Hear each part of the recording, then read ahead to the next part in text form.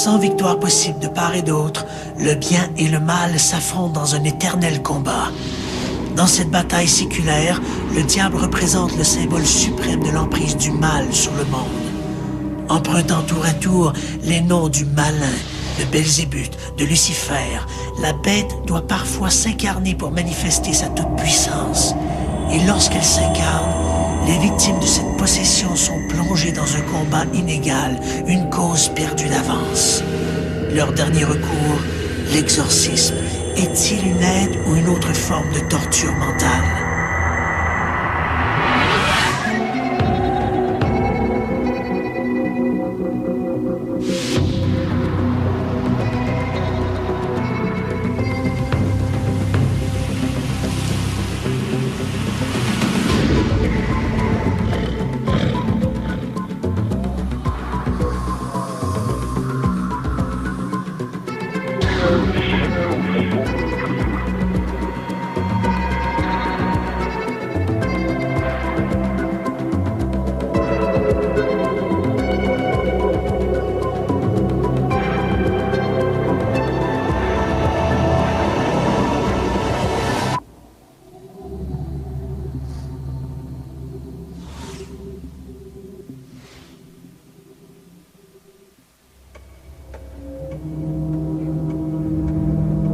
À cette heure tardive, cette femme dort depuis un bon moment déjà.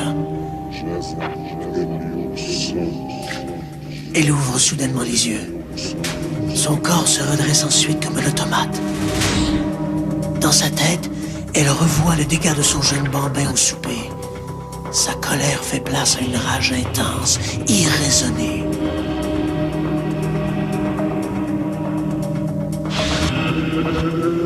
Elle se dirige vers la chambre de son fils. Sur son visage se dessine un sourire cruel, presque démoniaque.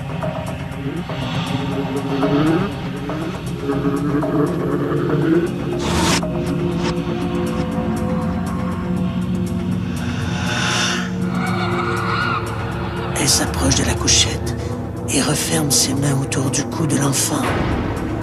Dans sa tête, une voix lui demande de le tuer. Puis d'un seul coup, la femme reprend ses esprits, horrifiée par ce geste qu'elle s'apprêtait à commettre. Comment est-ce possible? Elle ne se reconnaît plus. Elle a l'impression de perdre le contrôle de ses gestes, comme si elle était possédée.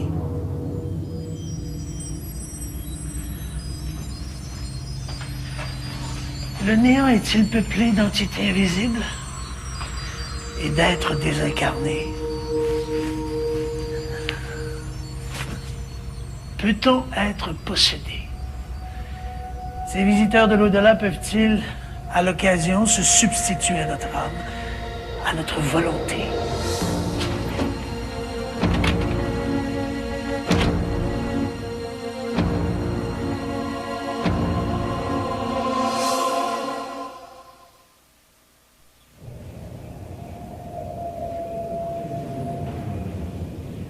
La croyance qu'un être vivant puisse être possédé par les esprits d'une entité désincarnée s'alimente des coutumes locales et des croyances populaires et religieuses.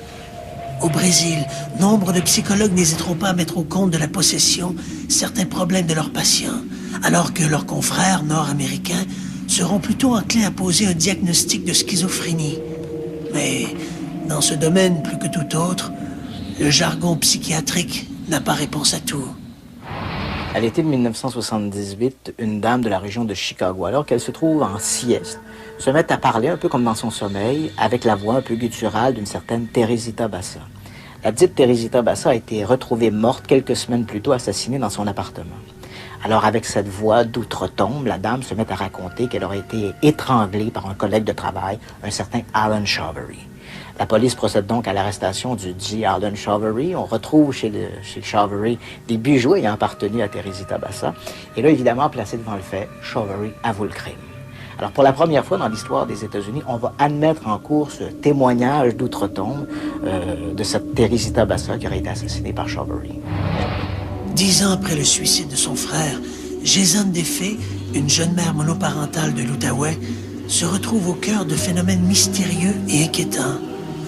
Elle voit parfois sa volonté être violée par des entités invisibles et apparemment malveillantes. Peu de temps après la naissance de sa fille, Annick Laprade est surprise par des comportements étranges de son enfant. Regard fixe, dénué d'émotion et des actions marquées par des gestes de violence. Pour Annick Laprade, peu à peu la vérité se dévoile. Il y a une autre âme dans sa fille. L'affaire Teresita Bassa, Gézanne des Fées ou Annick Laprade sont des exemples éloquents de possession voisine de la médiumnité. Elles représentent plus de 90% des cas, alors que le reste tombe dans une autre catégorie, beaucoup plus inquiétante, celle des possessions diaboliques. Selon l'Église catholique, il existe 3 principaux symptômes de possession diabolique. La victime parle ou comprend des langues étrangères qui lui sont inconnues. Elle peut découvrir des objets cachés, lire la pensée, dévoiler l'avenir ou pouvoir se livrer à des actions dépassant ses forces physiques. Si tous ces symptômes sont constatés, un exorcisme peut être demandé, mais le processus est complexe et rarissime. Très souvent, dans beaucoup de diocèses, c'est le chancelier qui accueille les premières demandes. Dans certains diocèses, on exige au point de départ un dialogue avec le pasteur de la personne ou bien encore avec un prêtre de confiance. Donc, il y a une première étape là, qui se joue au niveau de la demande. Depuis l'avènement des thérapies cliniques, il est d'usage de diriger les prétendus possédés chez les psychiatres. Il est vrai que la plupart des critères admis de la possession sont subjectifs et peuvent très bien se rencontrer chez un patient atteint de problèmes mentaux. Mais il y a des exceptions. En 1947, dans un hôpital de Saint-Louis, un jeune garçon de 13 ans, Ronald Unkeler, est soumis au rituel du grand exorcisme. Pendant des semaines, des prêtres vont se succéder à son chevet pour le libérer des forces diaboliques qui l'habitent. Son expérience sera l'inspiration derrière le film le plus terrifiant de l'histoire du cinéma, L'Exorciste. Lorsque l'on parle de la possession, on a l'impression de se retrouver en plein cœur du Moyen-Âge. Pourtant, on pourrait croire qu'avec la médecine moderne, ce phénomène aurait été chose du passé. Eh bien non. Faut-il en conclure que les superstitions sont plus fortes que la raison ou que la science s'est trompée?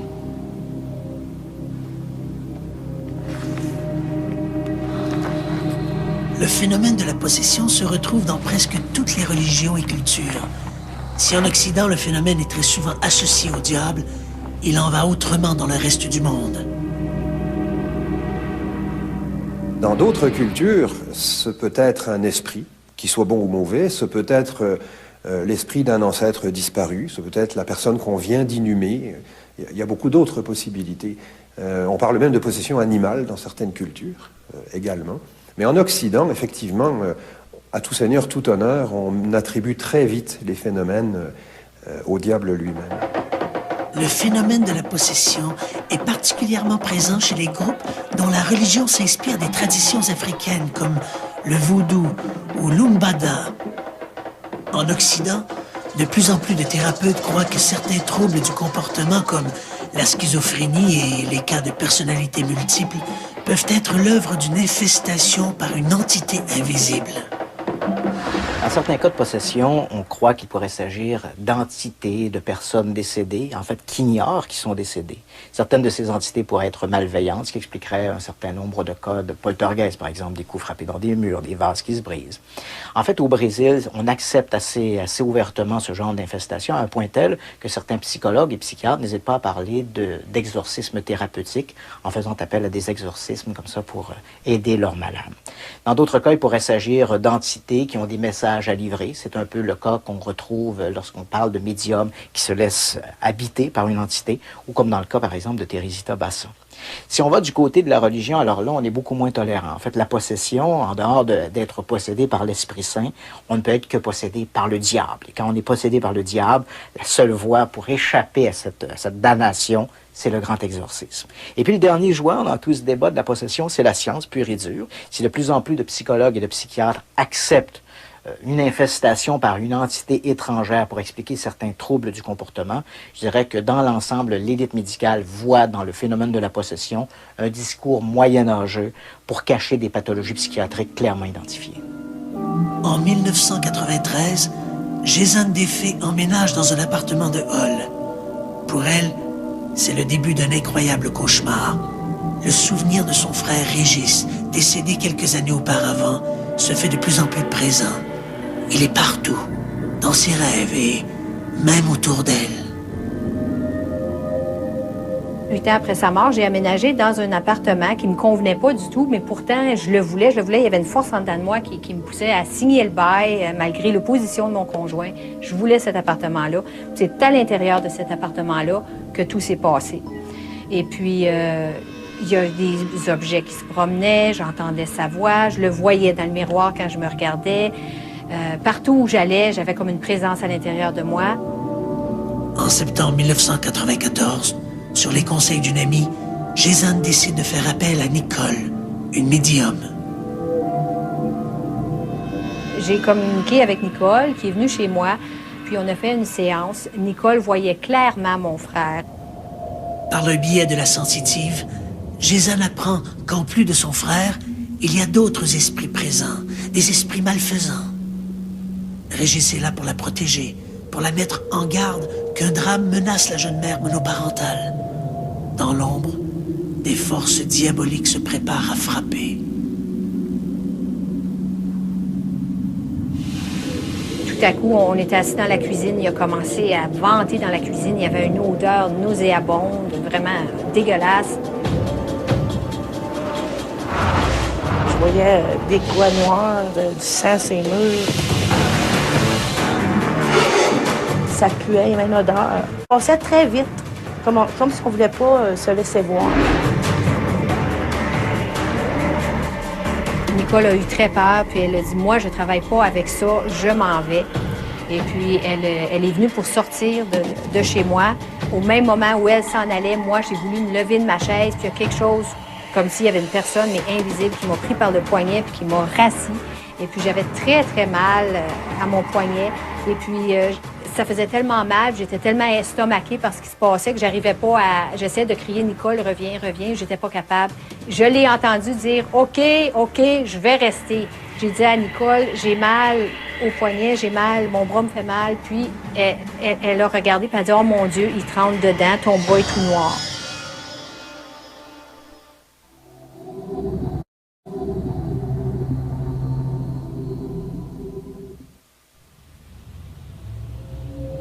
Grâce à l'intervention de Nicole, Gézanne a pu se libérer de cette force mystérieuse qui a cherché à la posséder.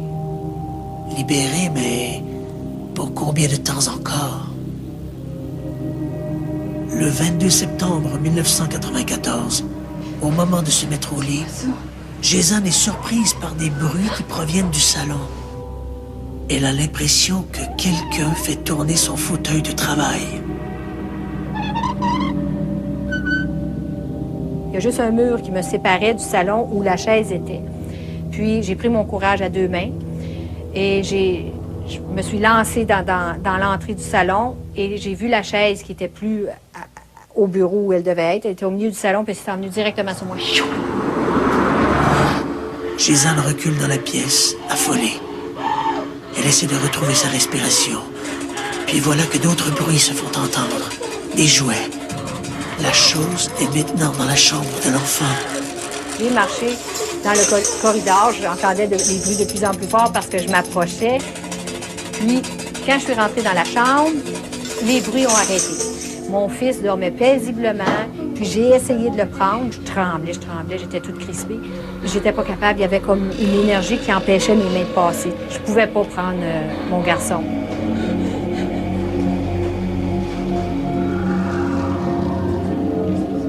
retourne au salon. L'horreur est à son comble. Elle saisit le téléphone, mais voilà que les touches s'écrasent, comme si des doigts invisibles pianotaient sur le clavier. Elle parvient tout de même à composer le numéro de l'une de ses amies, Josée. Lorsqu'elle a répondu, je lui ai dit, Josée, tu t'en viens immédiatement, prends même pas le temps de t'habiller. Je suis paralysée, je ne pouvais plus bouger, j'essayais de me lever, c'était impossible. Comme si, à partir de la taille, tout mon corps était cimenté. Je n'avais aucun mouvement. Et puis, elle a dit, oui, je m'en viens tout de suite. Au même moment, pendant que je parlais à Josée, mon autre ligne a sonné. Je suis allée répondre en disant « bye » à Josée. Puis c'était Nicole, la médium, qui me dit tout de suite, sans elle ne savait pas ce qui se passait chez moi du tout, elle n'avait pas de moyen de savoir ça, elle me dit « sors de chez vous, ils vont tuer ton fils, sors de chez vous, ça presse. » Là, je lui ai dit « je suis paralysée, Nicole, je ne peux pas bouger. » Gézanne n'entend plus les conseils de la médium. Elle est rivée sur un étrange spectacle qui se déroule devant elle. Des points multicolores apparaissent, formant la silhouette de 3 personnages. Soudain, on frappe à la porte. C'est Josée. De bon, Gézanne la rejoint et ensemble, les femmes retournent dans la chambre de l'enfant qui dort toujours à poing fermé.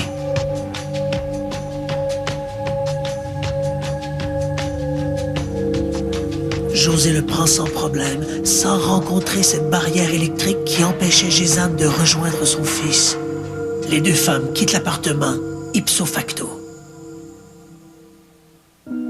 Quelques jours plus tard, Gézanne retourne chez elle. Les jours s'écoulent sans nouvelles manifestations. La situation s'envenime lorsque Gézanne invite un couple d'amis et que Vanessa se rend à la salle de bain.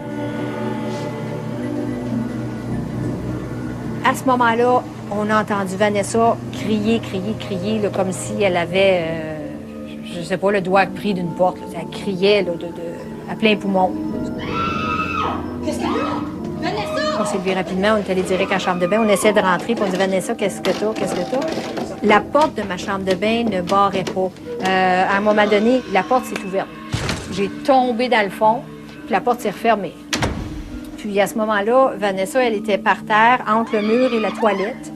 Puis elle faisait juste regarder le ventilateur. Elle tremblait comme une feuille. C'était évident qu'elle était traumatisée, beaucoup, là, profondément. Elle regardait le ventilateur, puis elle disait « L'Halloween est sorti du ventilateur. L'Halloween est sorti du ventilateur. » Puis là, je disais « Arrête, c'est juste un ventilateur, là, prends sur toi. » Puis elle a perdu connaissance. Puis... là, je me suis retournée pour essayer d'aller sortir de là. La porte ne s'ouvrait pas encore. Je ne pouvais pas sortir. Là, j'ai vu son ombrage comme si elle se levait. Je me suis retournée, puis je l'ai vue. Elle était debout, puis elle s'est mise à me parler. Elle me disait « Tu ne sors pas d'ici, tu ne sors pas d'ici », avec une grosse voix. C'était vraiment épeurant. Je voulais sortir de là. Puis elle a mis ses mains comme ça, puis elle s'avançait vers moi. Gézanne parvient à sortir de la salle de bain, mais son amie est prise littéralement de démence. Elle court dans l'appartement en récitant des paroles incompréhensibles, son corps secoué par des convulsions. Devant ces comportements incontrôlables, Gézanne et Étienne n'ont d'autre choix que d'appeler les services d'urgence du 911. Elle respirait environ 50 à 60 respirations par minute. Donc, ce qu'on a fait, on l'a assise sur une chaise et j'ai essayé de la faire respirer plus lentement, jusqu'au moment où elle a eu une perte de conscience. Donc, ce que j'ai fait à ce moment-là, c'est que je me suis approchée d'elle, je lui ai fait une subluxation.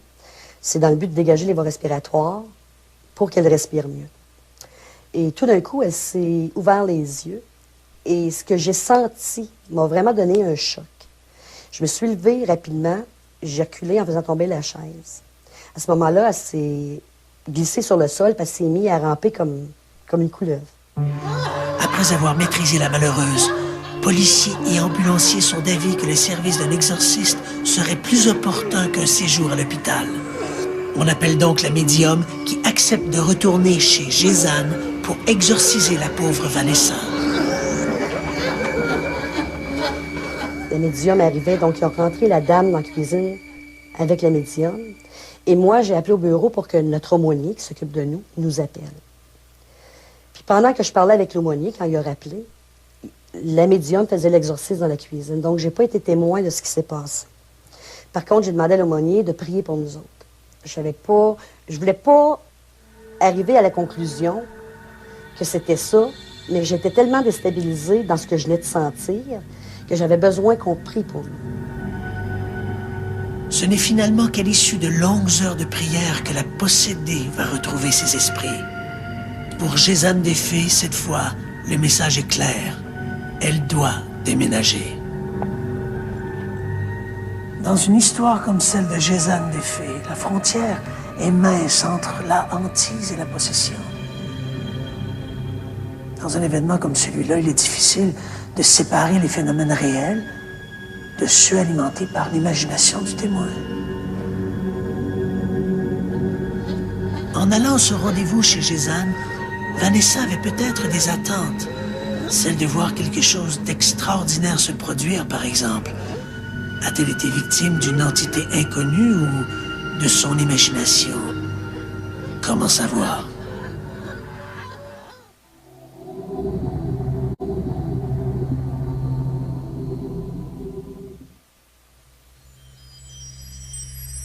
En 1996, après un accouchement difficile, Annick Laprade n'a qu'un souhait, voir sa fille.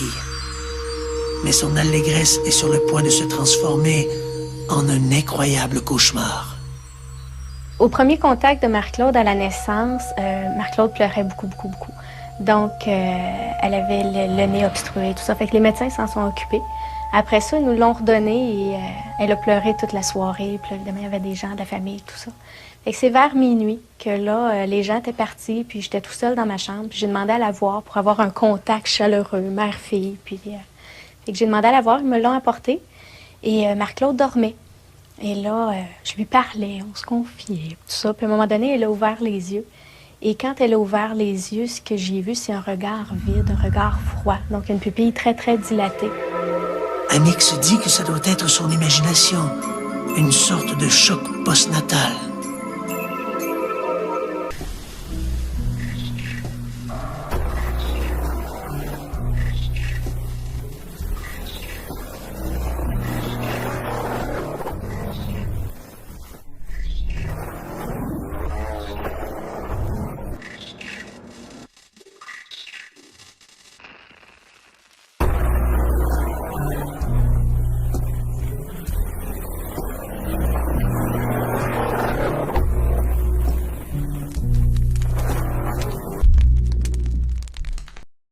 Je vous dirais que les 2 premières années, Marie-Claude a beaucoup pleuré. Elle avait des moments d'accalmie, mais règle générale, c'est un bébé qui pleurait beaucoup. À 2 ans, l'enfant continue de multiplier les comportements anormaux. Elle présente des problèmes d'hyperactivité. Les médecins annoncent aux parents que la petite souffre probablement d'un trouble de personnalité multiple. On leur recommande de consulter un psychiatre, mais l'attente est interminable.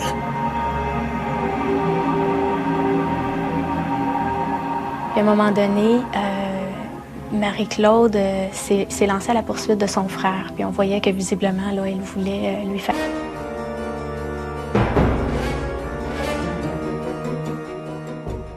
mal.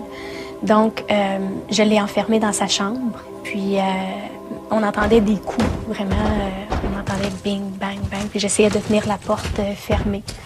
Puis, à un moment donné, ça s'est calmé. Puis, habituellement, quand c'était plus calme, ça voulait dire que Marie-Claude était tombée dans une période de repos ou de sommeil parce que les crises provoquaient une période de sommeil par la suite. Quand j'ai ouvert la porte, Marie-Claude était assise face au mur et elle ne dormait pas. Elle dessinait avec son sang sur les murs. Et elle a tourné sa tête, elle nous a regardés et elle s'est mise à rire. Donc, ma fille n'était pas revenue à elle à ce moment-là. À défaut de la médecine, Annick Laprade se tourne vers une ostéopathe de sa connaissance. On a fait 8 mois de traitement en ostéopathie avec Marie-Claude et on a vu une bonne différence, mais les crises persistaient. Donc, elle m'a à nouveau demandé si j'étais ouverte d'esprit. Elle connaissait quelqu'un du nom de Michael, un intervenant au niveau énergétique qui pouvait peut-être nous aider. Donc, on a pris rendez-vous avec Michael parce que nous n'avions rien à perdre à l'époque. On était encore sur la liste d'attente en psychiatrie. Lorsqu'on a rencontré Michael pour la première fois, j'étais avec Marie-Claude. Donc, il l'a observé, il lui a posé des questions. Et c'est là qu'il m'a dit qu'il y avait 2 entités dans le champ vibratoire de Marie-Claude. Donc, il nous a proposé de procéder à une libération de ces entités-là et à une incarnation de l'âme de Marie-Claude. Donc, évidemment, on est un petit peu sur le choc d'avoir un tel diagnostic, si on peut employer le mot diagnostic. Mais je me suis dit, j'ai rien à perdre. C'était pas des médicaments, c'était rien qui pouvait être nocif pour la santé de Marie-Claude. Je me suis dit, je vais essayer. On organise un rituel de libération durant lequel Michael récite des prières et ordonne aux entités de quitter le corps de l'enfant. À un moment donné, Michael a ordonné aux entités de quitter le champ vibratoire de Marie-Claude, de quitter. Et ce que j'ai senti, c'est un courant passer à travers moi. Ça a duré environ, je vous dirais peut-être 1 ou 2 secondes. C'était très, très rapide, mais c'est comme si on recevait une brique. Les poumons étaient oppressés, puis une difficulté à respirer. À ce moment-là, j'étais paniquée un peu. Fait que j'ai regardé Michael, et Michael était déjà face à moi.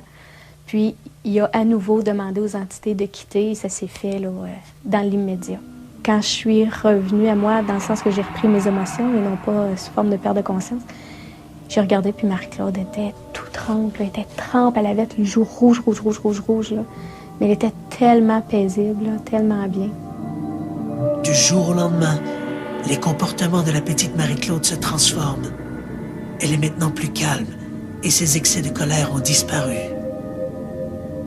Pour Annick Laprate, il n'y a aucun doute que sa fille a bel et bien été libérée d'entités malfaisantes qui cherchaient à habiter son corps. L'histoire d'Annick Laprate est elle aussi étonnante.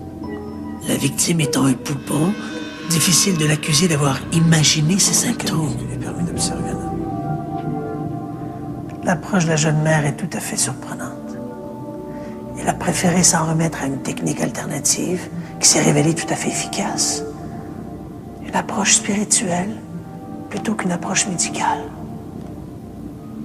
Voilà un débat tout à fait intéressant.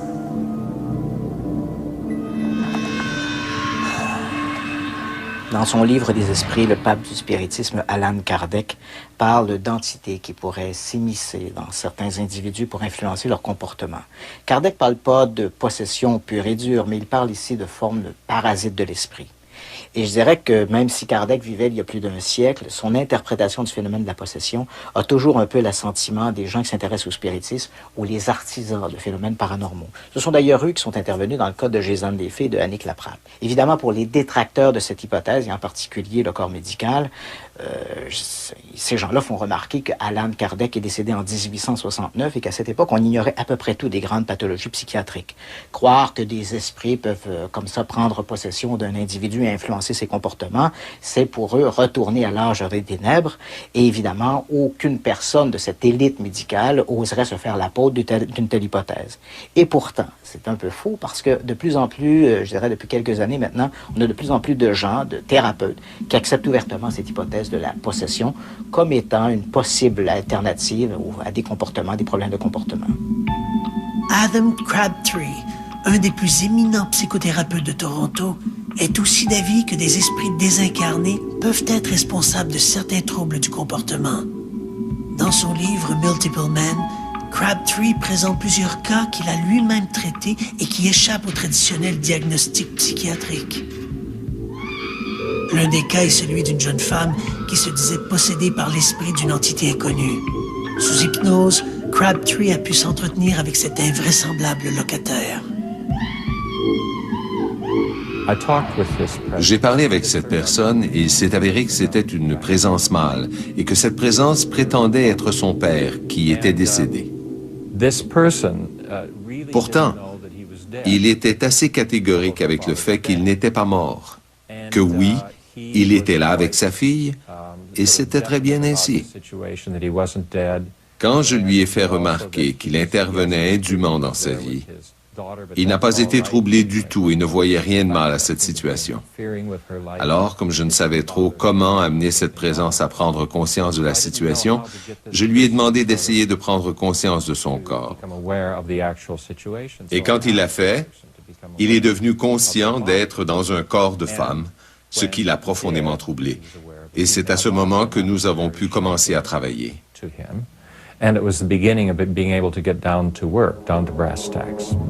Adam Crabtree ne prétend pas que tous les troubles de la personnalité soient à mettre au compte d'esprits désincarnés, mais dans de rares cas, cette possibilité ne doit pas être exclue. Des approches comme celle de Crabtree restent encore marginales, mais les résultats positifs qu'elles ont eus sur les patients ne peuvent pas être simplement attribués à un effet placebo. Pas plus que dans le cas de Jason Defay ou d'Annick Laprate, où, là encore, une approche qualifiée d'ésotérique a donné des résultats spectaculaires. Dans d'autres pays, on va faire appel à des médiums, à des gens qui ont une autre approche de la réalité humaine, qui arrivent à sentir des choses que nous, Nord-Américains ou Nord-Européens, n'arrivons pas à sentir. Est-ce qu'on doit s'offusquer de ça? Non. On doit l'utiliser au mieux possible. L'idée qu'une personne puisse être possédée par l'esprit désincarné d'un défunt est une croyance courante dans l'univers du spiritisme. De plus en plus de scientifiques acceptent cette possibilité comme une avenue à certains troubles du comportement, comme le syndrome de personnalité multiple. Mais qu'en est-il lorsqu'il s'agit d'entités qui n'ont jamais été incarnées? Pire, lorsque l'entité elle-même prétend être le diable. En 1949, à Cottage City, en banlieue de Washington, d'étranges phénomènes commencent à se produire autour du jeune Ronald Unkeler, un adolescent de 13 ans. Des objets bondissent littéralement en l'air au passage de Ronnie. La nuit, le lit de l'adolescent est violemment secoué au point où il n'arrive plus à dormir. Les Unkeler consultent des parapsychologues et des prêtres. Ils font même admettre leur fils à l'hôpital de Georgetown, où l'on procède à toute une batterie de tests médicaux. Les résultats sont clairs. L'adolescent ne souffre d'aucune pathologie psychiatrique. Désespérés, les Unkeler amènent Ronnie à Saint-Louis, où habite presque toute leur famille, dans l'espoir que ce nouvel environnement permette de chasser cet esprit maléfique. Hélas, les choses ne font qu'empirer. Le jour, l'enfant demeure passif, abattu. Mais la nuit, il devient agressif et violent. Des marques inexplicables apparaissent sur son corps. Bientôt, la ronde des meubles qui bougent et des objets qui volent reprend de nouveau. L'enfant est alors confié au père William Baldwin, un jésuite de l'église de Saint-François-Xavier. Pour le prêtre, Ronnie est possédé du démon. Il le fait administrer à l'hôpital des frères Alexiens. C'est là que le père Baldwin et une demi-douzaine de ses confrères vont procéder au grand exorcisme. Nuit après nuit, des prières de libération sont répétées. Le jeune Unkeler est en proie à des comportements violents. Il frappe les prêtres et leur crache au visage. Lorsqu'on l'asperge d'eau bénite, l'enfant hurle sa douleur et lance des obscénités innommables. En mai 1949, les prêtres se réunissent une fois de plus au chevet du jeune Unkeler. La séance se révèle l'une des plus violentes. Les prêtres hurlent littéralement leur litanie, alors que Ronnie leur crie les pires obscénités. Puis, en après-midi, l'adolescent épuisé sombre dans un profond sommeil. C'est alors qu'une détonation semblable à un coup de feu retentit dans l'hôpital. À son réveil, l'adolescent est calme et détendu. Il semble n'avoir aucun souvenir des dernières semaines. L'enfant reprendra bientôt une vie normale, oubliant même ses 6 mois de possession. La possession de Ronald Unkeler servira de canevas pour le best-seller de William Blatty, L'Exorciste, adapté au cinéma en 1973.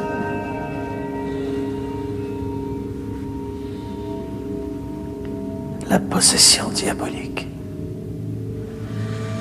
L'ultime possession. Dès qu'on évoque ces mots, des images du film L'Exorciste se bousculent dans notre mémoire. Des scènes terrifiantes qui ont bouleversé l'Amérique des années 70.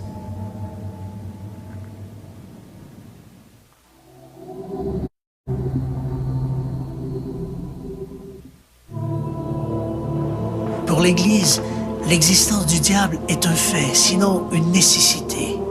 Par contre, en matière d'exorcisme, le Vatican se montre particulièrement prudent. On préfère prendre ses distances par rapport à la possession pure et dure. C'est d'ailleurs la tangente qu'adopte l'Église dans son nouveau rituel de l'exorcisme, promulgué à Rome le 22 novembre 1998. Ce qui est dit, c'est que un chrétien, une chrétienne peut être tourmenté. Le terme qui est utilisé de préférence, c'est les fidèles tourmentés. On ne parle pas des fidèles possédés par le diable, mais des fidèles tourmentés par le diable. Je dirais que pour les chrétiens, on appartient tous au Christ ressuscité. Et donc, on est possédé par le Christ. On appartient au Christ. On est membre du corps du Christ. C'est donc pas dans la vision du rituel de l'exorcisme, une personne tourmentée n'est pas possédée par le diable, mais elle est tourmentée par le diable. Il est vrai que depuis la Renaissance, la possession diabolique et l'exorcisme étaient définis par un rituel imprégné de vieilles superstitions. Le dernier rituel, le précédent, datait de 1614. Et il faut le dire, je pense qu'il était encore assez marqué par l'esprit du Moyen-Âge, même si on est à la Renaissance. L'exorciste, dans le rituel de 1614, s'adresse au diable, il lui parle, il l'apostrophe, il sort de cet homme esprit mauvais, etc. Donc, une représentation extrêmement dramatique, je dirais, de l'exorcisme. Dans le rituel actuel, l'exorcisme, d'abord, est vu comme une célébration, une authentique célébration liturgique, donc une célébration de prière. Une célébration de prière où l'exorciste ne s'adresse pas au diable, mais s'adresse à Dieu. Il prie le Père par le Christ et il demande l'invocation de l'Esprit Saint sur la personne fidèle ou la fidèle tourmentée par le diable. Le texte met en garde contre l'imagination des hommes qui peut les porter à croire qu'ils sont la proie du démon. Il recommande de distinguer entre une véritable intervention diabolique et la crédulité de certains fidèles qui pensent être l'objet de malédiction. Le nouveau rituel distingue l'exorcisme mineur, fait de prière, et le grand exorcisme, qui consiste en une célébration liturgique.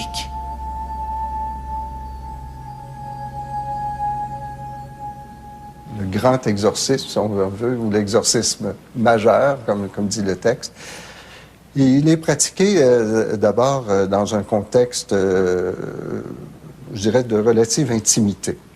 Il y aura le prêtre, il y aura le fidèle tourmenté. Il peut y avoir, avec le fidèle tourmenté, de ses proches, des gens qui le soutiennent par la prière, des gens qui lui ont confiance. Et il y aura surtout, je pense que c'est l'axe principal du nouveau rituel de l'exorcisme, il y aura un rappel du baptême de la personne. Puisque la personne a été baptisée, elle a été placée sous la seigneurie du Christ ressuscité. Non pas sous la seigneurie du diable, mais sur la seigneurie du Christ ressuscité. Et donc, je dirais que la célébration est comme pour aider le fidèle tourmenté à renouer avec son baptême. Depuis que la psychanalyse existe, on sait que le diable n'est plus forcément à l'origine des troubles psychiques qui peuvent affecter l'homme. Aux yeux de l'Église, celui qui se dit possédé ne l'est pas forcément et a souvent plus besoin de l'aide d'un psychiatre que celle d'un exorciste. Il est vrai que certains symptômes de la possession diabolique flirtent avec les pathologies maintenant bien identifiées par les sciences médicales. Vous savez qu'il y en a 3 des symptômes. Le fait de parler une langue que l'on ne connaît pas, ce qu'on appelle la xénoglossie. Le possédé se met à parler une langue complètement ignorée de lui.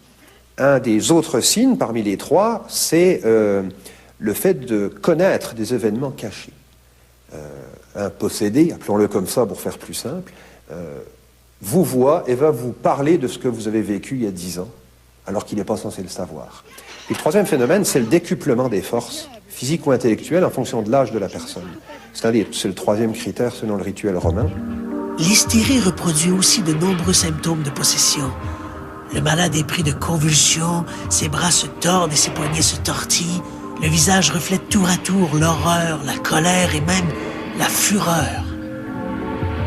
L'une des caractéristiques frappantes est celle du corps arqué, que les praticiens appellent l'arc hystérique. Il est fréquent dans les cas de possession comme dans la plupart des symptômes de l'hystérie.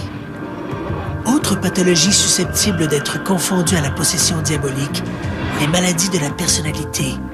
Des maladies qui se caractérisent par une fragmentation de la personnalité première du sujet. Dans la fragmentation de la personnalité, on parle de personnalité multiple. Le phénomène de la personnalité multiple est une réponse à un traumatisme impossible à assimiler pour un enfant.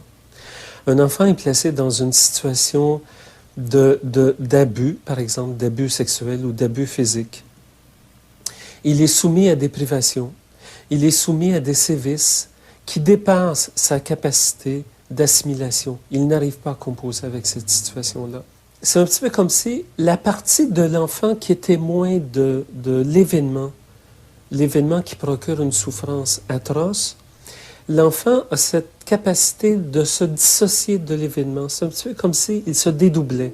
Il y a un premier dédoublement. C'est un petit peu comme pour les plantes, il y a une première ramification, il peut y en avoir une deuxième, une troisième, une multiplication à l'infini. Des cas très connus, par exemple, Billy Milligan, on parlait de 24 personnalités. Ben, il y a des cas dans lesquels moi j'ai entendu qu'il y en avait 60, un autre cas 128, 120, 128. Le chevauchement de ces divers symptômes place la possession diabolique dans une zone grise entre la maladie et le surnaturel, un no man's land où la prudence est de rigueur. La psychiatrie peut poser un diagnostic de processus de possession diabolique. Mais l'origine, la source diabolique, ne sera pas démontrée par la science, ni par la médecine, ni par la psychiatrie. Les problèmes de possession diabolique, comme un peu tout ce qui est paranormal, sont des phénomènes qui sont non reproductibles. Alors que, fondamentalement, un phénomène est dit scientifique lorsqu'il est reproductible. Les phénomènes paranormaux et la possession sont des phénomènes aléatoires, donc la méthodologie scientifique ne s'adapte pas du tout à l'étude de ces phénomènes. Donc ce n'est pas à des scientifiques de répondre à ces questions. Par contre, un diagnostic de processus de possession, oui, effectivement, ça existe. Le phénomène de la possession reste éminemment controversé. Les anthropologues y voient surtout un phénomène culturel. Les tenants du spiritisme et de l'occulte y voient plutôt des manifestations de l'au-delà. Et quand elle se fait diabolique, la possession devient aux yeux de l'Église l'incarnation du malin. Un débat que les médecins préfèrent attribuer à des troubles mentaux. Il est sûr qu'aujourd'hui, on diagnostique beaucoup moins de cas de possession diabolique que dans les siècles passés. Comme docteur en médecine, c'est une bonne chose. Mais il y a probablement des gens qui ont encore des problèmes d'obsession ou de démonophobie, mais qui échappent qui échappent au système médical, parce que l'humain, plus il est nombreux, plus il est seul.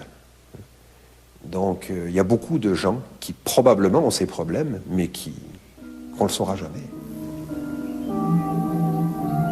En focalisant sur la question de la réalité de ces entités invisibles, les intervenants oublient trop facilement le possédé. Dans cette perspective, l'approche la plus raisonnable serait sans doute celle qui tient compte des croyances personnelles du patient et non de celles du thérapeute. Si le sujet se croit possédé par l'esprit de son grand-père, l'intervention d'un médium risque d'avoir plus d'impact sur sa guérison que 500 mg d'antidépresseurs. La question de savoir si l'esprit du grand-père existe réellement reste secondaire. Nous avons une propension ici en Amérique du Nord à vouloir tout expliquer et nous avons aussi la propension à nier l'existence des phénomènes que l'on ne peut pas expliquer. Tandis qu'il y a d'autres cultures qui admettent l'existence de phénomènes que l'on ne peut pas expliquer, mais sur lesquels on peut agir et sans être capable d'expliquer de quelle façon on y arrive. Mais on compose mieux avec l'insaisissable. Mais je dirais, ici, en Amérique du Nord, et bon, en Europe, je parle du monde occidental, c'est un peu comme si existent les phénomènes que l'on peut expliquer et répéter. Le reste, ça ne fait pas partie de notre existence. Et malheureusement, l'être humain est soumis à beaucoup de stimulus et de forces que l'on ne comprend pas. C'est vrai que la science a tendance à voir les êtres humains comme étant des sortes de mécaniques biologiques. Et à partir de là, bien évidemment, elle reste imperméable à toute argumentation qui pourrait aller dans le sens de la parapsychologie. Et pourtant, au quotidien, on est confronté à des phénomènes qui semblent dire que l'être humain est autre chose qu'une simple machine faite de chair et d'os. Lorsqu'il est question de possession, il est clair qu'aussi longtemps que la science n'aura pas les moyens de documenter l'au-delà, la croyance en des êtres désincarnés va rester une question de foi. L'éternel débat entre le savoir et la croyance.